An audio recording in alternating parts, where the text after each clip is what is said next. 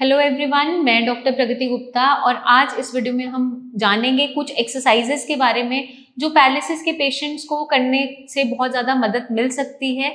Specially उनकी अगर wrist में, कलाई में कोई स्टिफनेस रह गई है या हाथों की उंगलियां खुल नहीं पाती, मुड़ी हुई रहती है, उसमें हेल्पफुल साबित हो सकती है। क्योंकि जब भी पेशेंट्स आते हैं, मोस्टली कंडीशन में हम क्या देखते हैं, लेग्स जल्दी रिकवर हो जाती है लेकिन हाथ पीछे रह जाता है। आज सुबह भी मैं एक पेशेंट देख रही थी तो उनकी लेग्स बहुत अच्छी रिकवर कर गई हैं लेकिन हाथ की रिकवरी उतनी अच्छी नहीं हो पा रही। क्यों? क्योंकि हम जब भी पेशेंट को बार बार वॉशरूम लेकर जा रहे हैं तो किसी ना किसी फॉर्म में एक्सरसाइज हो ही जाती है लेग्स की।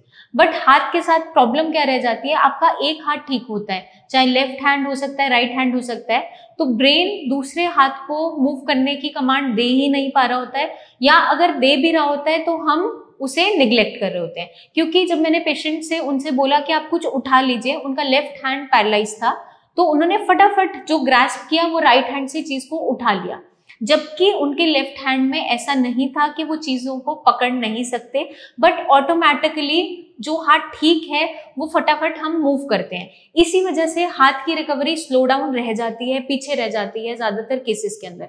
जो लोग हाथ और पैर की एक्सरसाइज साइमल्टेनियस कर रहे होते हैं उनके अंदर जो रिकवरी देखने को मिलती है वो साथ साथ मिल जाती है। और जो लोग मोस्टली सिडेंटरी वर्क कर रहे होते हैं और हाथ से काम ज्यादा ले रहे होते हैं उनके अंदर भी हाथ की रिकवरी अच्छी देखने को मिलती है। लेकिन अगर हम सिर्फ लेग्स की ही एक्सरसाइज कर रहे हैं, बार बार चल रहे हैं, साइकिलिंग कर रहे हैं और जितनी भी नी मूवमेंट्स हैं वो कर रहे हैं, बट हम हाथ को पीछे छोड़ दे रहे हैं क्योंकि पेशेंट क्या कंप्लेन करता है, मेरे हाथ में बहुत दर्द हो रहा है, मुझसे नहीं हो पाएगा, और अपना जो हाथ ठीक है उससे काम करता रहता है, तो हाथ हमेशा पीछे रह जाता है। मेजरली जो हमारा रिकवरी का पैटर्न रहता है वो क्या देखने को मिलता है हाथ के अंदर, मेजर आपका शोल्डर जॉइंट जल्दी ठीक होता है, फिर आपका एल्बो होता है, लास्ट में जो रह जाता है आखिरी में जो कंप्लेन पेशेंट लेकर आते हैं उनकी रिस्ट की मूवमेंट्स रिस्ट्रिक्टेड होती है, साथ के साथ कभी कभार हाथ की मुट्ठी बंद ही रहती है, खोल ही नहीं पाते, या थोड़ी बहुत जो हल्का हल्का खोल भी पा रहे होते हैं इस हाथ का इस्तेमाल नहीं कर पा रहे होते हैं। तो हम इस वीडियो में इन्हीं एक्सरसाइजेस को सीखेंगे और डेली रूटीन में प्रैक्टिस करेंगे ताकि आपकी रिस्ट में और हाथों की फिंगर्स में स्ट्रेंथनिंग होनी स्टार्ट हो जाए और आपकी हाथ की मूवमेंट वापस आ सके। इस वीडियो में हम यही सारी एक्सरसाइजेस फर्दर डिस्कस करने वाले हैं। फॉर एग्जाम्पल, मान लीजिए कि मेरे लेफ्ट हैंड साइड पैरालाइज्ड है, ये हाथ काम नहीं कर पा रहा, मेरे हाथों की उंगलियां बिल्कुल टाइट रहती हैं और यहाँ से रिस्ट ऐसे ड्रॉप कर गई है। उस कंडीशन में आप क्या करेंगे, अपने राइट हैंड साइड से अपने जो अनअफेक्टेड पार्ट है, जो ठीक है, उससे सपोर्ट लेते हुए कोशिश करेंगे कि रिस्ट को आप ऐसे अप एंड डाउन करें। अगर हमसे ये नहीं भी हो पा रहा है, इतनी ज्यादा स्टिफनेस है कि रिस्ट में मूवमेंट नहीं है, तो हम क्या करेंगे, अपने ही हाथ से सपोर्ट लेकर या किसी अटेंडेंट की सपोर्ट लेकर इस तरीके से आगे पीछे लेकर जाएंगे। ये जो रेपिटेशन है हमें 10-10 काउंट्स करने हैं, 3 बार 3 साइकिल्स करनी है 10-10 काउंट्स की। और ग्रेजुअली जब हम इसको करना स्टार्ट करेंगे, डे बाय डे हमें 10-10 काउंट बढ़ाते जाना है। तो हम अगर इसको एड ऑन करते हैं तो हमारी स्टिफनेस कम होनी स्टार्ट होती है, प्लस हमारी मोबिलिटी बेटर होने लगती है क्योंकि हम अपने जॉइंट की मूवमेंट दोबारा से कर रहे हैं। और अगर हमारे रिस्ट की जो हम एक्सरसाइजेस कर रहे हैं, सपोर्टेड कर रहे हैं, सपोर्ट के साथ भी इनिशियली कर सकते हैं, अगर हमारे रिस्ट में इतनी ज्यादा मूवमेंट नहीं है, अपने हाथ का सपोर्ट लेके भी कर सकते हैं या कोई अटेंडेंट भी करवा सकता है पेशेंट को इनिशियल फेज में। अब हम सेकेंड एक्सरसाइज डिस्कस करेंगे रिस्ट के लिए ही। अब आप क्या करेंगे, रिस्ट को यहाँ से पकड़कर सपोर्ट दे सकते हैं और लेफ्ट एंड राइट मूव करेंगे। ये भी हम जो काउंट्स करेंगे 10-10 काउंट्स की 3 साइकिल्स करेंगे और डेली रूटीन में हमें इसे बढ़ाते जाना है, 10-10 काउंट्स बढ़ाते भी जाएंगे जैसे जैसे हम इसको प्रैक्टिस करना स्टार्ट करेंगे। अगर हम सपोर्ट के बिना नहीं कर पा रहे हैं तो आप अपने ही हाथ का सपोर्ट लेके इस तरीके से भी पेशेंट को खुद भी कर सकते हैं या अटेंडेंट भी करवा सकता है। थर्ड जो रिस्ट की एक्सरसाइज है उसके अंदर हम रिस्ट सर्कल्स करेंगे। उसमें हम एक बार इस तरीके से क्लॉकवाइज जाएगा और सेकेंड टाइम एंटी क्लॉकवाइज। इसके हम 10-10 रेपिटेशंस करेंगे और ये भी 3 साइकिल्स। इनिशियली जो हम स्टार्ट करेंगे इसी के साथ करेंगे। जिन लोगों में स्टिफनेस बहुत ज्यादा होती है, दर्द हो रहा होता है, हम क्या करेंगे, इनिशियली कोई ना कोई ऑयल लेंगे, बिल्कुल हल्के हाथ से उसको अप्लाई करेंगे, बहुत हल्का, जोर से नहीं मालिश करनी है, बहुत लाइटली आप नीचे से ऊपर की डायरेक्शन में मसाज करेंगे।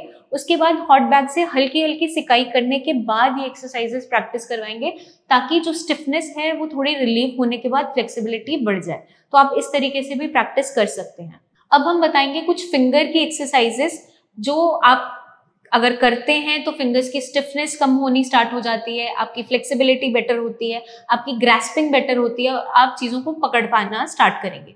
जिन लोगों के अंदर फिंगर्स बिल्कुल फ्लेक्स्ड रहती है, मतलब बंद रहती है, मुट्ठी एकदम बंद है, खुल नहीं पाती, उसमें आप एक्सरसाइजेस किस तरीके से कर सकते हैं। आप या तो टेबल की सपोर्ट लेकर धीरे धीरे करते हुए एक एक फिंगर को ओपन करेंगे। आप खुद से कर पा रहे हैं, वेल एंड गुड, नहीं कर पा रहे हैं तो अपने केयर टेकर्स की हेल्प ले सकते हैं। फिर जब आप एक बार फिंगर्स को ओपन कर देंगे तो उसको बिल्कुल स्लाइटली धीरे धीरे, जहां तक पेशेंट को दर्द महसूस नहीं होता, बिना जोर से प्रेशर दिए हुए लाइट प्रेशर के साथ उसे पीछे लेकर जाएंगे। वो मैक्सिमम लिमिट हर किसी का अलग हो सकता है, क्योंकि हर किसी की कंडीशन अलग होती है। तो आप धीरे धीरे करके पीछे लेकर जाएंगे और उसको धीरे धीरे करके वापस लेकर आएंगे। ये भी 10 रिपीटेशंस आप करेंगे, 3 साइकिल्स। उसके बाद नेक्स्ट एक्सरसाइज, जिन पेशेंट्स में थोड़ी सी मुट्ठी खुल जाती है चाहे सपोर्ट के साथ ही, तो एक बार फिंगर्स को ओपन करने के बाद वो स्लाइटली अपने फिंगर्स को रेज करेंगे और ये भी हमें 10 काउंट्स करने हैं, 3 साइकिल्स। इसी तरीके से हम इसे प्रैक्टिस करेंगे। थर्ड जो एक्सरसाइज है उसके अंदर हम क्या करेंगे, फिंगर्स को इस तरीके से टेबल पे प्लेस करते हुए जहां पे हमारे फिंगर टिप्स में थोड़ी सी मूवमेंट प्रेजेंट है, वहां पे हम फिंगर्स को खोल के बंद करने की एक्सरसाइज करेंगे। और जहां पे फिंगर्स पूरी तरह से नहीं खोल पाती, हम यहाँ पर कोई स्माइली बॉल ले सकते हैं या आप कोई छोटा टॉवल रोल करके इसके बीच में डाल सकते हैं और फिर इसको दूसरे हाथ से हल्का सा पुश करके दोबारा से सपोर्ट के साथ वापस लाएंगे। तो ये एक्सरसाइजेस दोनों ही पेशेंट्स के लिए, जिनकी मुट्ठी पूरी तरीके से भी नहीं खुलती या स्लाइटली जो थोड़ी थोड़ी मुट्ठी खोल पाते हैं। इन एक्सरसाइजेस को अगर हम डेली रूटीन में परफॉर्म करते हैं तो हमें रिजल्ट्स बहुत अच्छे देखने को मिल जाते हैं। बट हमें क्या करना है, इसकी जो प्रैक्टिस है वो कॉन्टिन्यूस रखनी है। आपको ऐसा नहीं है कि 1-2 दिन किया, मुझे अभी कोई रिजल्ट नहीं मिल रहा और छोड़ दिया, नहीं, क्योंकि पैरालिसिस के अंदर कॉन्टिन्यूस एफर्ट ही काम आता है। एक दिन एक्सरसाइज की, छोड़ दी, एक दिन दवाई खाई, अभी आराम नहीं आ रहा, छोड़ दिया, ये प्रैक्टिस हम नहीं कर सकते स्ट्रोक के कंडीशन में, पैरालिसिस के पेशेंट में। एक ये कॉन्टिन्यूस प्रोसेस है आपका रिकवरी का, जो टाइम टेकिंग भले ही हो सकता है, लेकिन अगर आप अच्छे से रेगुलर बेसिस पे एफर्ट लगाते हैं तो श्योरली रिकवरी देखने को मिलती है। तो आपको क्या करना है, अपनी विल पावर को स्ट्रॉन्ग करते हुए एक्सरसाइजेस को परफॉर्म करना है, अपनी डाइट में रेगुलेशंस लानी है, चेंजेस लाने हैं, डेली रूटीन में अपनी एक लाइफस्टाइल में चेंजेस लाने हैं और एक हमें रूटीन बनानी है कि मुझे अगर एक्सरसाइज करनी है तो करनी ही है। कुछ भी हो, आप कहीं ट्रैवल कर रहे हैं, बैठे हैं या लेट कर रहे हैं, मुझे उससे कोई फर्क नहीं पड़ता। आपको बस उसको डेली रूटीन में परफॉर्म जरूर करना है, कोई एक्सक्यूजेस नहीं देने हैं, क्योंकि एक्सक्यूजेस आपके लिए ही दिक्कत साबित करेगी, आपकी ही रिकवरी को स्लो डाउन करेगी, दूसरे को उससे कोई फर्क नहीं पड़ने वाला। आपको जो भी करना है अपने लिए करना है, अपनी फैमिली के लिए करना है, ये सोच के, ये मोटिवेशन लेकर ही इन एक्सरसाइजेस को स्टार्ट कीजिएगा और परफॉर्म कीजिएगा। हमें कमेंट सेक्शन में जरूर बताइएगा कि आपने जब इन्हें ऐड ऑन किया तो आपको क्या बेनिफिट्स मिले, क्या चेंजेस आए, हम जरूर जानना चाहेंगे, क्योंकि हमने ऑलरेडी अपने पेशेंट्स में ये ट्राई किया हुआ है, उनमें बहुत अच्छी रिकवरी देखने को मिली है, इसीलिए आपसे भी हम शेयर कर रहे हैं। आई होप ये वीडियो आपको मदद करेगी अपनी रिकवरी को जल्दी से जल्दी लाने में, आपकी रिस्ट की, फिंगर्स की स्टिफनेस को कम करने में और जो दर्द बन रहा है उसको भी रिलीव करने में। क्योंकि आप डेली रूटीन में अगर मोबिलिटी रखेंगे तो आपके मसल्स फ्लेक्सिबल होने स्टार्ट होंगे, मोबिलिटी बेटर होती चले जाएगी, मूवमेंट आती चले जाएगी, तो दर्द ऑटोमेटिकली खत्म हो जाएगा। और अगर हमें बहुत पेन महसूस होता है एक्सरसाइज से पहले या बाद, तो आप बहुत हल्के हाथ से किसी भी पेन रिलीविंग ऑयल को हल्का हल्का अप्लाई करके नीचे से ऊपर की तरफ थोड़ी सी सिकाई कर सकते हैं, मसल्स को रिलीव देते हुए आप इसको परफॉर्म जरूर कीजिए। जल्दी ही मिलेंगे नेक्स्ट वीडियोस में, तब तक आप एक्सरसाइजेस करते रहिए, अपना खास ध्यान रखिए, टेक केयर।